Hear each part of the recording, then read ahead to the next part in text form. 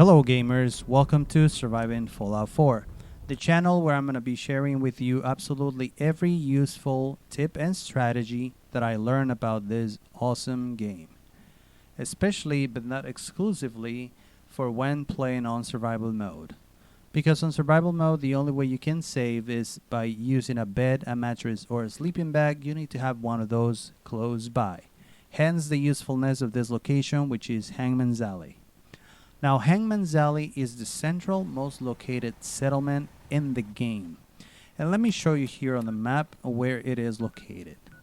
As you can see, it is just south of the CIT ruins, east of Vault 81, west of Backstreet Apparel, and just a couple of blocks north of Diamond City. Now, the way this second method works is by spawning 3 mongrels in the vicinity of Hangman's Alley. In the previous video, I showed you where you can spawn 3 raiders. Now it's 3 dogs. No pun intended. Anyways, as you exit the settlement, you're going to find yourself on this street.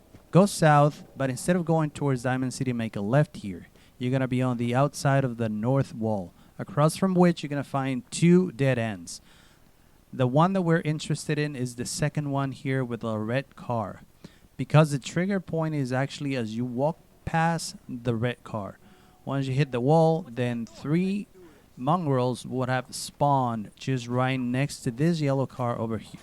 Now let's see if we got lucky on the first try and we got any legendaries. And unfortunately, as you can see, we did not, but that is okay.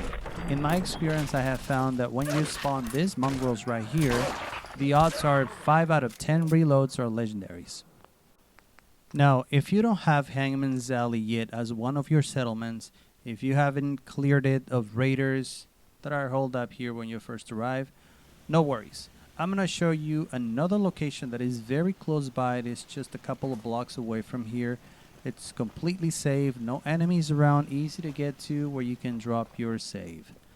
So if you don't have this settlement, when you approach this area, you're going to come up to this street right here, either coming from the north or from the west. Instead of going towards Diamond City, what you want to do is make a left and continue down this street until you find these steps right here. Go up the steps, then here you make a left, then make a right, continue down the steps all the way across the street. And this is where you want to go, Anna's Cafe. Go inside Anna's Cafe. You won't find any enemies here and hardly any loot, but you're going to find this thing right here, the sleeping bag. So you can just drop your save and now you're set for some legendary farming. Now every time you reload from this sleeping bag, you're going to have to go around the block to the right. Now be careful when you walk by this house with a wide door on it, because there's a raider inside. Okay, now a couple of tips for those of you that are playing with a lower level character. First, make sure you build up your adrenaline to the max before you drop your save. If you do that, then you're going to be dealing 40% more damage from adrenaline alone, that assuming that you only slept for 1 hour while saving. Alright, let's see. It looks like we got a legendary on the second try. That's pretty good. Like I said, the odds are pretty good. Alright, so we got a nice bunch right here all together, and we got ourselves a VATS Enhanced Machete. That has the effect of 40% less action point cost. I will say that's pretty good. Alright, secondly, you want to have your critical meter filled up. That way you'll be able to dispatch the legendary in one shot, especially if you have a good weapon with you.